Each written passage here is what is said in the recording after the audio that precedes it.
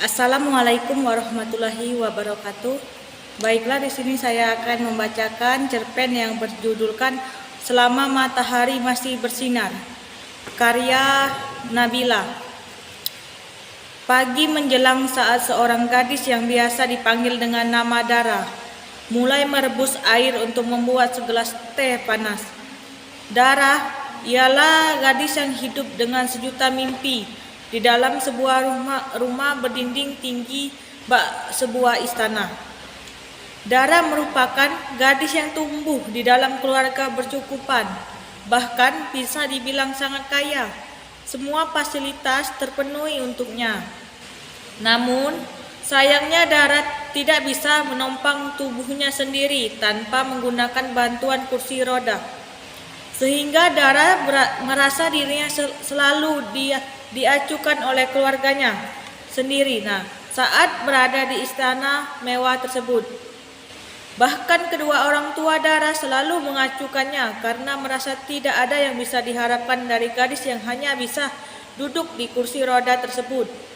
Sementara kakaknya mungkin saja malu karena mempunyai adik dengan kondisi seperti Dara tersebut.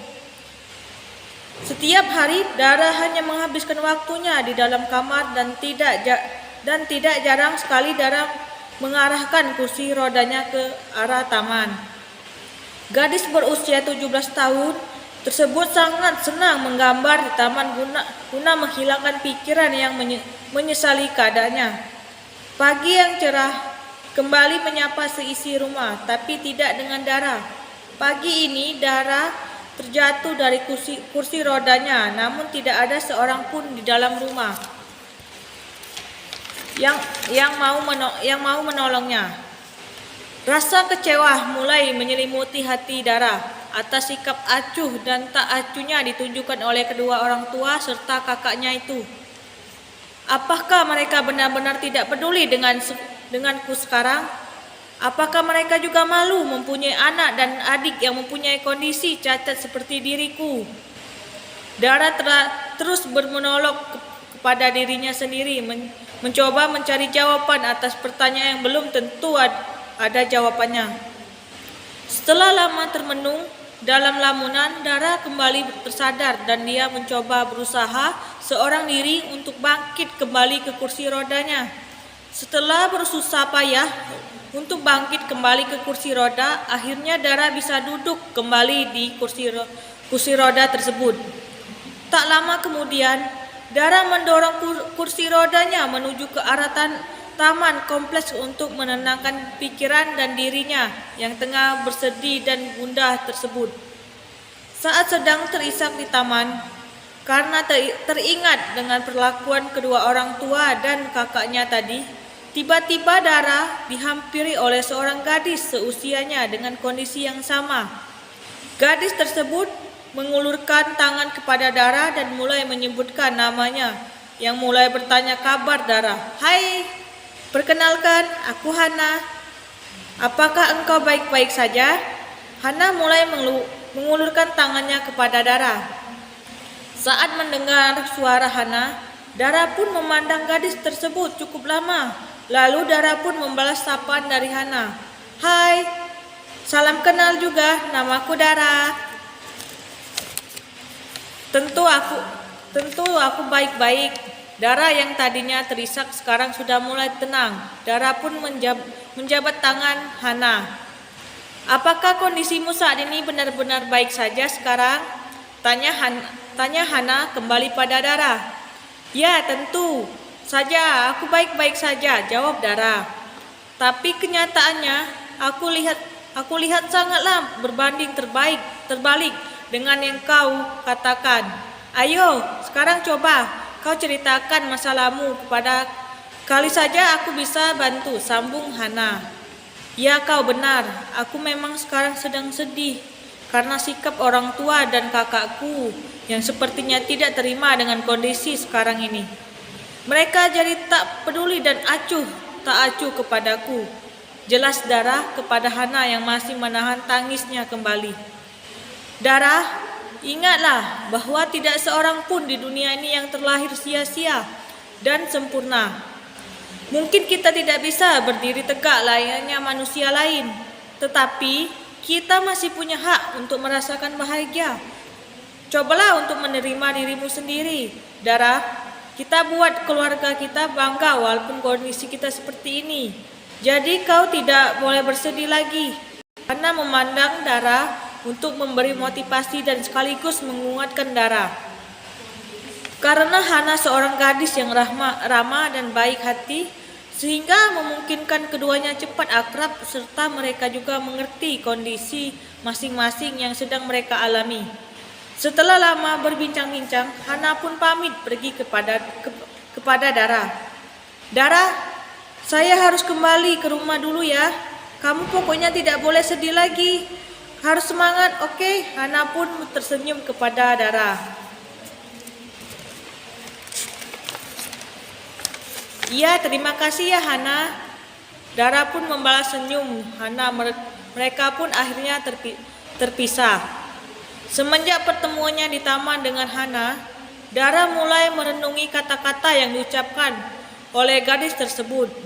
Dara berpikir bagaimana bisa seutuhnya menerima dirinya ketika orang di dekatnya tidak mendukung sama sekali.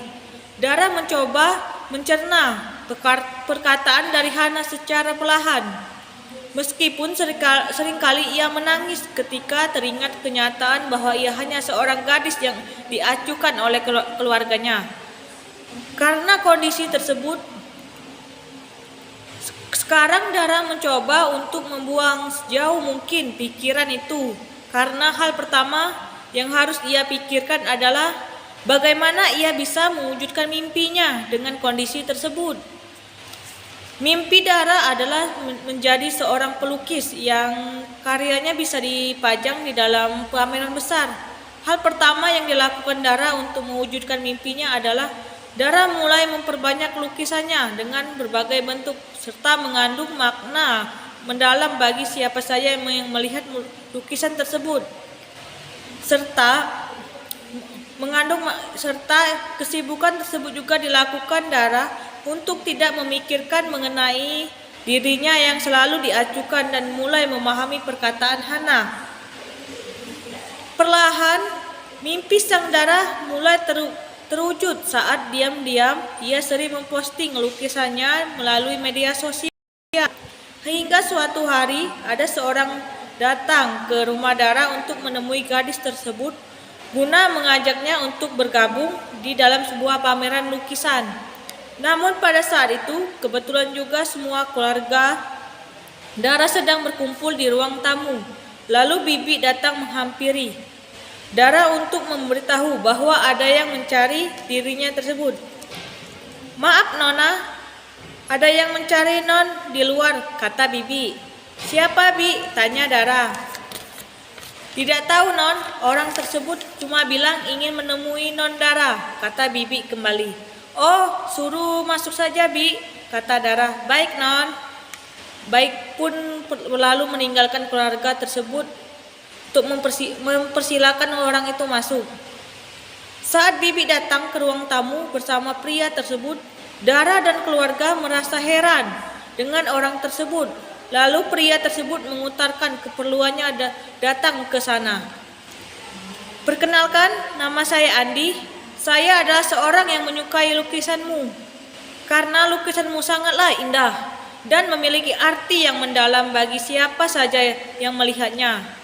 Kau mampu menciptakan seni yang indah. Di sini saya ingin menawarkanmu, apakah kau mau bergabung bersama kami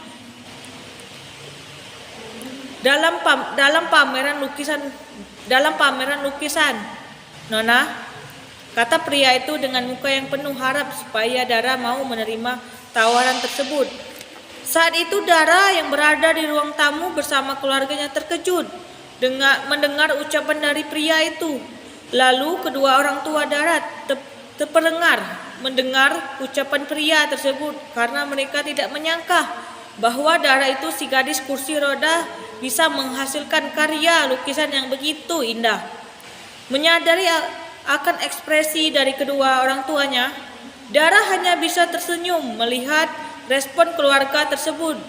Lalu Dara memilih menerima tawaran pameran lukisan tersebut. Baiklah Pak, dengan senang hati saya menerima tawaran Bapak. Dara pun melirik kedua orang tuanya, seakan Dara ingin mengatakan kepada mereka bahwasanya mimpi yang selama ini Dara inginkan akan segera tercapai. Beberapa hari setelah persiapan, tibalah saatnya pameran lukisan dimulai. Di sana berbagai lukisan indah telah dipajang dengan sangat rapi dan menarik. Pameran lukisan tersebut diberi nama Mimpi Sang Dara, sehingga siapa saja yang melihatnya pasti akan merasa kagum dengan lukisan tersebut. Tak jarang juga ada yang sampai membeli lukisan tersebut karena tertarik dengan keindahannya. Selain pengunjung, keluarga Dara juga terus menghadiri pameran tersebut, khususnya kedua orang tua Dara. Mereka merasa terharu atas pencapaian putrinya yang selama ini mereka acuhkan. Sementara Dara merasa tega bisa menerima keadaan atas keterbatasan fisiknya dan memanfaatkan kemampuan yang dimilikinya di tengah keterbatasan yang dialaminya. Setelah pameran berakhir, Dara dan kedua orang tuanya pulang ke rumah. Saat sampai di rumah, mereka tidak langsung ke kamar masing-masing, tetapi melainkan berkumpul di ruang tamu. Suasana hening menyelimuti ruang tamu tersebut. Tak lama kemudian, ayah memecah keheningan dengan berkata kepada Dara, "Nak, maafkan sikap kami selama ini terhadapmu ya. Kami tidak perhatian, sering mengacuhkan selama ini. Sekarang kami sadar bahwasanya kami ini egois, tidak mau menerima keadaan yang kamu alami. Padahal saat itu kamu membutuhkan dukungan kami." Dara memandang kedua orang tuanya sambil menahan air mata karena terharu dengan kata-kata yang diucapkan oleh papanya. Tetapi di sisi lain dia merasa sedih kalau teringat dengan kejadian yang pernah ia alami. Tapi sadar bahwasanya bukan saja kedua orang tua dan kakaknya, tapi ia juga terus merasakan hal yang sama. Namun ia sadar bahwasanya yang diucapkan Hana tempo hari benar kalau dia tidak boleh berlarut-larut dalam kesedihan. Dia harus bangkit walaupun di sekitarnya tidak mendukung sama sekali. Karena kalau kita ingin merubah nasib kita sendiri, maka kita harus meyakinkan diri bahwasanya kita mampu seperti orang lain, bahkan keterbatasan pun tidak dapat menghalangi kita dalam mengejar mimpi kita selama ini. Mungkin itu saja yang dapat saya sampaikan dalam cerpen yang berjudul Selama Matahari Masih Bersinar karya Nabila. Sekian dari saya. Wassalamualaikum warahmatullahi wabarakatuh.